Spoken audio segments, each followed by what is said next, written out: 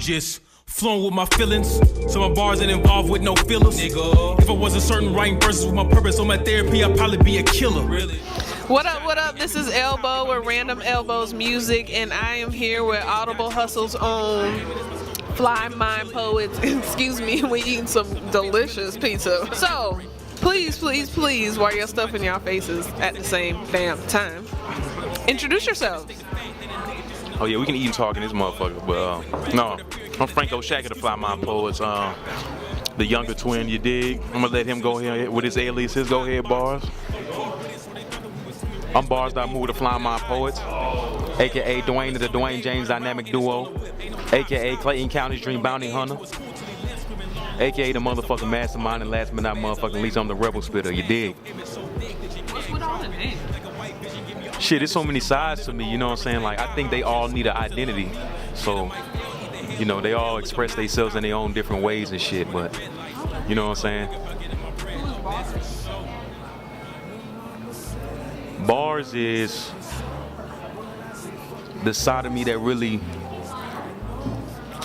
it's more my personal side. Like, they all personal, but it's the expression of myself where I'm expressing my introspective side, basically. You know what I'm saying? The rebel spitter is the one that's like the revolutionary. Like, you know, I feel like I don't fit in with as far as societal standards. You know what I'm saying? So the mastermind, that's just the genius in me when it comes to like the process of creating songs. And Clayton County's Dream Bounty Hunter, the Bounty Hunter, it's all really the same. And the reason why my name is Franco Shack, it's my name, but it's just, I just spin it around to make it sound cool. Like Franklin is my last name. My government first name starts with an O, and my middle name is Meshack, so I just made a spin on it, and it's still me, you know what I mean? So I just switched my name up and created it my own way that I wanted it to be, and just branded myself differently. Okay, talk a little more about Shack Talk. What exactly is Shack Talk? What Shack Talk is, well, it started on Facebook, because, you know, I talk big on Facebook a lot, but somebody, when I changed my name, somebody had hashtag this said Shack Talk, Shack, whatever, and it started sticking. But I started dropping a lot of leaks, and I started saying Shack Talk at the end of the song, the beginning of the songs, and all that. And that's when it starts sticking. Whenever I'm spitting, or whenever I leave a quote out there for my fan base or whoever the listeners of me. So that's just part of that. But that's why this is where this EP is coming from. It's about to be an EP. It's about to be a series throughout my career, Shack Talk EP. And when I'm going to a certain thing in life, and I feel like I want to talk my talk a certain way, it's going to be a Shack Talk. It might be an album, an EP, a mixtape, or whatever. And tell me about the order of the track list. Did you guys want a specific order for it, or I mean, is it a random? Yeah, the order of the Shack Talk EP, well, the first EP that just dropped in September, it's called Introspective Rebel. That's the first volume. And basically on Introspective Rebel, I'm touching on, I still got the same rebel energy I always had, but I just flipped it into music. And what I'm saying, when I say introspective, it just means I put thought into it. Now, I wasn't following my rage and my anguish that I was in my past years because of my frustration with the system and the frustration with society standards. So I lashed out, but now I use that same energy, become introspective with it, figure out how to make it productive for myself, which is music now. And the order showed, the first track is called Wrestling Tongues, and I had a lot of passion and anger in it. That shows the moods. It's chronological. It's not the storyline ain't chronological, but the vibe and the way I attack the track is chronological to my vibe and how I felt in life. No. He said, what did you say? And I thought you said, so I started to repeat that one. Stop it. Now, you guys say that you don't fit into societal standards. Talk a little bit more about that. Like, basically, I feel like as far as like the younger generation that's under us, we should be supporting what I feel like they came to do. But a lot of times the system is set up to where they trying to make them think a certain way, think into their standards so that they can control them. So it's like the school falls under that. politics fall under that because it's all about greed, or it's all about, you know what I'm saying, maintaining position rather than the well-being of the species in itself. The creative process just in general for you two, first question on that, is it different for each of you? And second question, what is your creative process? I say 70% of the time I like to listen to a beat or search for beats and feel the vibe of the beat and then sit with it in my own, like dolo or whatever, like in my own space. But I do have the 30% of me that can be spontaneous. If I hear a beat and I feel the vibe, I can write on the spot. But I put a lot of thought into my music, so a lot of times I gotta sit with it and make sure it's conveyed the way I want it to be conveyed. But there's times where I want to vent, and when I want to vent, I'm spontaneous. It really depends on the wavelength, like my wavelength at the moment, and then it depends on, like for instance, right now I'm in the wavelength of creating an album, so I go based off of how I want the whole album to feel, and then I let that energy drive me song to song. You know what I'm saying? Like sometimes I'm not focused on a particular song. I just let the energy of the idea of the album drive what comes out of me after that. You know what I'm saying? And then after that, I just let whatever come out, and then it's an editing process after that. What's your favorite song off of Shack Talk? It's between two a lot of times, but I think right now it's For Show. It was featuring my homeboy Cap Sadiq, and Bars Damu was on that, and my homeboy Rello the God. And the reason why I like this song, first of all, that's one of the first songs I ever rapped over a hazy beat, and it's one of the first songs I actually did harmony to. I'm known for just being a rapidy rapper, but I started experimenting more on that. It's a deep track about me feeling frustrated with this passion, because you know it can take a long time what you're trying to do and you get frustrated, but it's me on my own track trying to convince myself why I should keep doing it, and that's why it's so impassionate. And then Bars verse come in, he feels the same way, but it's a little toned down, he's more at peace. And then Caps D come in and he ties his at the end like y'all got it. I mean, he's saying it in his way, like he's talking himself, but he has the calmest verse and he's like, y'all, we got it. For sure, like, you know what I mean? But 10 Toes is my other favorite track. I'm really speaking on staying true to yourself and sticking to your guns no matter what temptations come is out there, because sometimes I don't think it's beneficial to be opportunistic all the time, because you can alienate your the integrity of your brand, and that's not good for you in the long run. Like for instance, I'll say Chrisette Michele, when she took the offer to sing for Trump, the money looked good, but your people ain't messing with you no more. Now you don't got a fan base. You got the money, but you ain't got no fan base no more. So you alienated your brand. So that's why 10 Toes is important for that reason. That's one of my favorite tracks on there. I'm gonna have to say it changes depending on how I'm feeling, but because we talked about it earlier, but I came to the conclusion that overall it's 10 Toes because of the same reasons that he spoke on. You know what I'm saying? Like staying true to your brand and yourself, and having integrity of, you know, what vision you have for yourself, and not selling it out, basically. So I feel that wholeheartedly.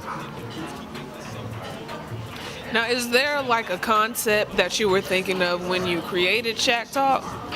The concept, well, first of all, I didn't have any concept of dropping tape at all this year, but I was just dropping leaks. But when I heard the 2 leaks, I was like, it had a common theme, and it was going along with how I felt at the moment. So I was like, shoot, I might as well just finish it off. The concept was, the introspective rebel is, I was just trying to convey the point, like I said earlier, that I'm a rebel. I'm still a rebel, but I'm just trying to use it in a more constructive way. And there's a couple of, when I got to the tail end of the EP, I try to make it where whoever's listening can take heed to, if they're rebels too, they can use their energy to harness it to the best of their ability. But the early part of the EP was more personal, was me expressing that I was rebellious and getting into the music spectrum, using that same rebel energy. So Bars, do you have anything in the works? Do you have any songs in the works? You've been in the studio? Yeah, actually, I'm working on my debut solo project. I can't give you the name right now because it's a whole rollout that goes with it, and it'll be revealed within that rollout. It's really a venting album. It's really me coming into grips of my power within getting over my traumas. So I'm expressing a lot of trauma I never even spoke about. Tell us about y'all's daddy on Facebook with this smartphone. Yeah, Pop's crazy. This dude, 3 months ago, he was on a flip phone. He was frustrated. He said he don't want to work with the smartphone or whatever. We got a Droid, but to him that's next level. But now he working it like a champ. I see him. He on the phone like the TV ain't on. I'm like, bro, he used to stay on CNN. That's off. Stay on the phone now. And then he was lit about GPS a couple months ago. He said, bro, this is new level. It's like, bro, this GPS been out for too long. Like, GPS is old for us. Oh yeah, like, and he think Google the best thing ever invented. He like, it's crazy, man. I love him though. That dude, energetic. It's funny. You guys have a close relationship with your dad? Oh yeah. Yeah, we talk to him about anything. We can talk to him about anything, and he's been a good example for us as far as like, you know, always being there for your loved ones, like doing whatever it takes to take care of your children. So that's why I have sympathy for those that haven't had a father, because I've had one and I know what it's done for me, because he grew up not having one, and so he flipped it for his own good. And so I think for some reason that has helped me attract only homeboys that are good fathers. I don't have not one homeboy that's not a good father, you know what I'm saying? So, and the other thing is he inspired us with his health. Like, he had us at the age of 50, but he's still like moving strong, you know what I'm saying? He's working out every 5 days a week.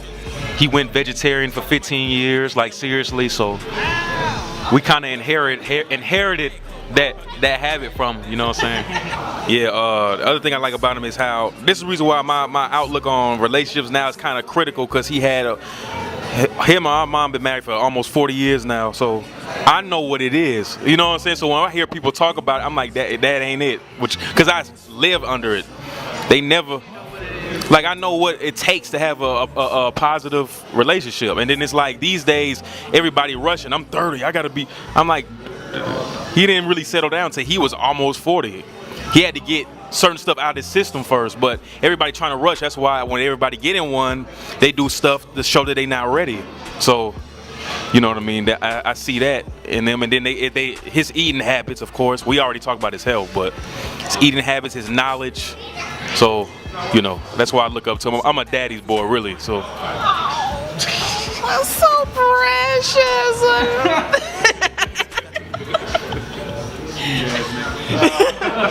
That's okay. He love his daddy.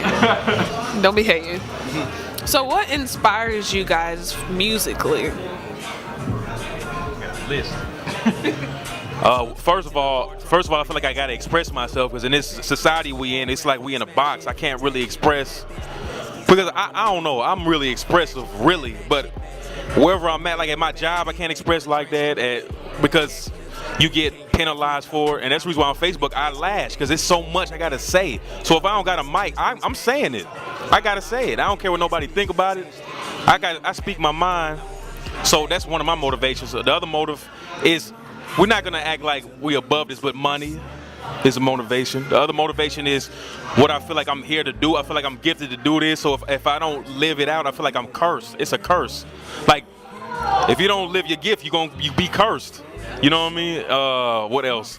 My family is a motivation, because of the situation they are in right now. I want to get them out of it, and I want to inspire them, and I want to help them think differently than what they think. They think in a box too. So I'm like, I can't tell them it, so I want to show them it. Yeah. Another piece for me is, other than like family and friends and purpose, you know, being purpose driven and doing something that I know will fulfill me, is the fact that I feel like the way I express, I feel like words are limited.